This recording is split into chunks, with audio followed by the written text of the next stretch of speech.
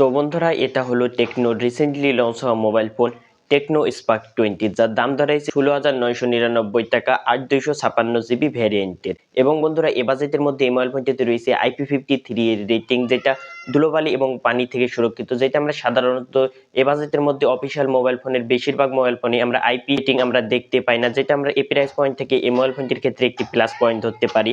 এছাড়া বন্ধুরা এই মোবাইল ফোনটিতে এ বাজেটের মধ্যে রয়েছে একটি ডুয়েল স্টেরিও স্পিকার, যার সাউন্ড কোয়ালিটি আমার কাছে দুর্দান্ত লেভেলের লেগেছে। এবং বন্ধুরা এই মোবাইল ফোনটির ডিজাইনটি দেখতেও খুবই দুর্দান্ত লাগে, তবে দেখেই বোঝা যাচ্ছে যে মোবাইল ফোনটির ডিজাইনটি ইউনিক কিছু না।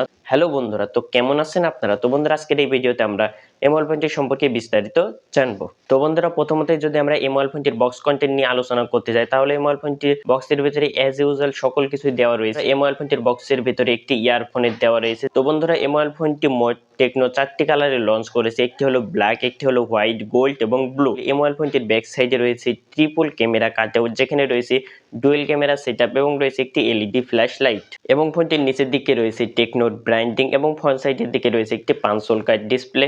এবং ডিসপ্লে চারিদিকে সিন এবং বেজেলগুলো আমার কাছে প্রাইস পয়েন্ট অনুযায়ী ঠিকঠাকই লেগেছে।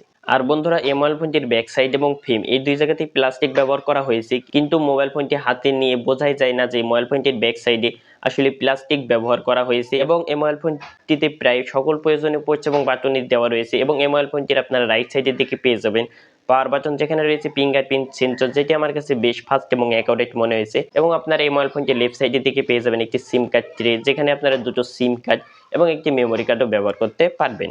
দেন বন্ধুরা আমরা যদি এই মোবাইল ফোনটির ডিসপ্লে নিয়ে বলতে, তাহলে এই মোবাইল ফোনটিতে রয়েছে 6.6 ইঞ্চির একটি আইপিএস এলসিডি এইচডি প্লাসের ডিসপ্লে, যার রেজলিউশন হলো 720x1612 পিক্সেল, যার পিপিআই ডেনসিটি হলো 267। এবং বন্ধুরা এই মোবাইল ফোনটিতে রয়েছে 90 হার্টজের হাই রিফ্রেশ রেট, যেটা আমরা এই প্রাইস পয়েন্ট থেকে আমরা একটি প্লাস পয়েন্ট ধরতে পারি। তো বন্ধুরা ওভারঅল এই মোবাইল ফোনটির ডিসপ্লে সম্পর্কে বলতে গেলে এই মোবাইল ফোনটির ডিসপ্লের কালার কোয়ালিটি আমার কাছে বাজেট পয়েন্ট থেকে ঠিকঠাকই লেগেছে। এবং এই মোবাইল ফোনটির ইনডোর এবং আউটডোর ভিজিবিলিটি নিয়ে বলতে গেলে আমার কাছে ঠিকঠাকই লেগেছে, কিন্তু এই মোবাইল ফোনটি ডিরেক্ট সানলাইটে যখন ব্যবহার করতে যাবেন তখন একটু ব্রাইটনেস জনিত আপনাদেরকে ইস্যু মনে হতে পারে।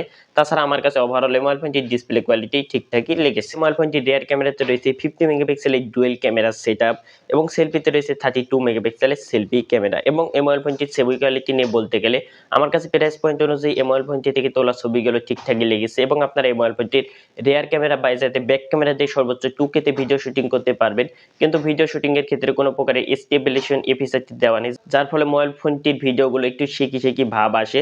এছাড়া আমার কাছে ভিডিও কোয়ালিটি ঠিকঠাকই লেগেছে। দেন বন্ধুরা এই মোবাইল ফোনটি যদি পারফরমেন্স সেকশন নিয়ে বলতে যাই, তাহলে এই মোবাইল ফোনটিতে চিপসেট হিসেবে ব্যবহার করা হয়েছে মিডিয়াটেক হিলিও G85 এর চিপসেট, যেটা হলো 12 ন্যানোমিটার ফেব্রিকেশনে বিল্ড করা, যার আন্তর্জাতিক স্কেল প্রায় 2,77,000-এর উপরে চলে যায়। তো এই মোবাইল ফোনটির গেমিং পারফরমেন্স নিয়ে বলতে গেলে যেহেতু এই মোবাইল ফোনটির আন্তর্জাতিক স্কেল আমার কাছে ঠিকঠাকই লেগেছে, এবং যেহেতু এই মোবাইল ফোনটিতে 8,256 জিবি র্যাম রোম ব্যবহার করা হয়েছে, যার ফলে আপনারা এই মোবাইল ফোনটির গেমিং পারফরমেন্স ভালোই পাবেন এই প্রাইস পয়েন্ট থেকে। তো আপনারা এই মোবাইল ফোনটি দিয়ে ফ্রি ফায়ার সহ পাবজি ইত্যাদি গেমগুলো আরামসে প্লে করতে পারবেন। এছাড়া বেসিক লেভেলের যে সকল গেমগুলো রয়েছে যেমন এসপার 9, এছাড়া 2D 3D যে সকল গেমগুলো রয়েছে সেগুলো আপনারা আরামসে হ্যান্ডেল করে নিতে পারবেন। এছাড়া আপনারা এই মোবাইল ফোনটি দিয়ে ডেইলি লাইফে যে সকল বেসিক ব্যবহার রয়েছে সেই সকল ব্যবহারগুলো আপনারা আরামসে হ্যান্ডেল করে নিতে পারবেন, এতে কোনো ধরনের সমস্যা হবে না।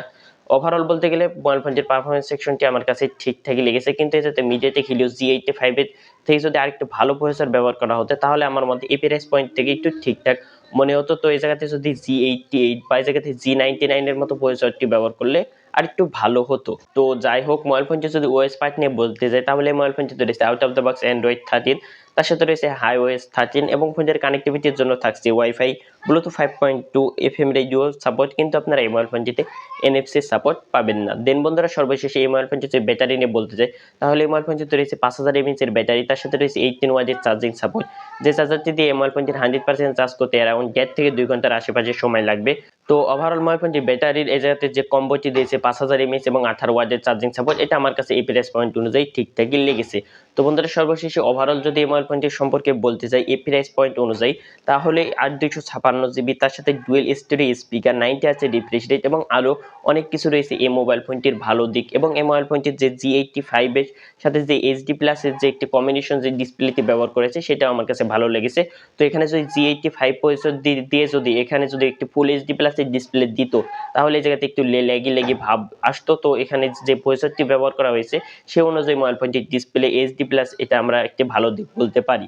তো বন্ধুরা সর্বশেষে এই মোবাইল ফোনটি আপনাদের কাছে কেমন লেগেছে অবশ্যই কমেন্ট করে জানাবেন এবং বন্ধুরা এরকম ভিডিও প্রতিনিয়ত দেখতে আমাদের চ্যানেলটি সাবস্ক্রাইব করে আমাদের পাশে থাকবেন। তো দেখা হচ্ছে পরবর্তী কোনো ভিডিওতে। ততক্ষণ পর্যন্ত ভালো থাকবেন, সুস্থ থাকবেন। আল্লাহ হাফেজ।